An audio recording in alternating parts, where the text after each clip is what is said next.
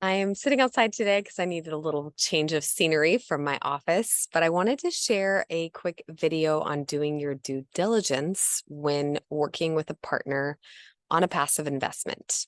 As I have mentioned in some of the other videos, there are alternative options out there for how you can get into real estate. You could be an active investor, own and manage your own properties, find them, um, run day-to-day operations. You can also invest alongside other people and get into some passive deals. And so we've done both here at Tailored Investments.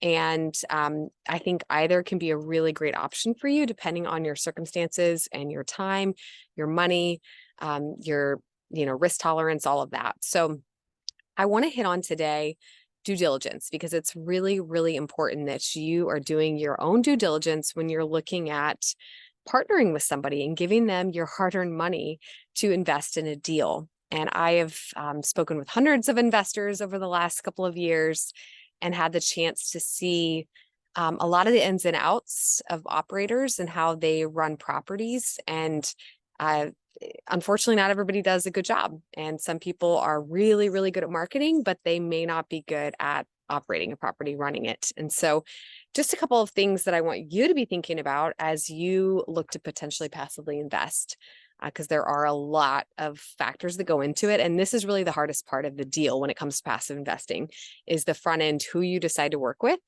And then from that point on, if they're a good operator, then there shouldn't be a whole lot more work after that, aside from receiving those distributions and the monthly or quarterly updates. Filing your taxes, you'll get a K-1. And so upfront, though, it's super important that you do, all of the work to make sure you're partnering with the right people. So a couple questions you should be asking these people is, where do they invest? Where do they spend their time? Are they focused on one market? Do they have multiple markets that they're working in? How long have they been in that market? Do they have a full cycle or multiple full cycle deals where they've started at the beginning, run the whole business plan, and gone, say, 3 to 5 years and sold the property? So you really want to find out about the full cycle deals and their track record. Very important to ask that. If they're brand new, that's probably something to think about. For me, my business is newer, but I partner with operators who have been around a long time. So it is not me that's on the ground running properties. I am involved in asset management calls and talking to them on a regular basis, but I am not there day to day handling the operations. I have partners that are doing that, and they have a long track record that's very good. So that's something I definitely look for. Going into those deals, are they investing their own money into the deals? What assumptions are they taking on? Are they assuming going into the deals? What type of debt are they taking out? What is their loan to value on the property? How much debt are they taking out? What kind of loan are they getting? How long is the hold? Is it a 2-year, 3-year, 4-year, 5-year hold? Some of them are 10 years. And again, that is something you need to think about from a strategy perspective, is how long do I want my money to be tied up? Because it will be tied up for a while and you won't be able to access it. What kind of returns are they promising? And returns are projected. They're never promised. So you have to keep that in mind as well. What are they projecting, and how sure are they going to get there?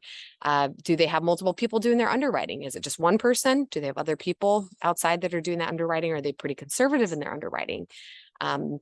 Who is their attorney involved in the deal? That's something you want to make sure that they have attorney working on the documents. They're not just doing them all themselves.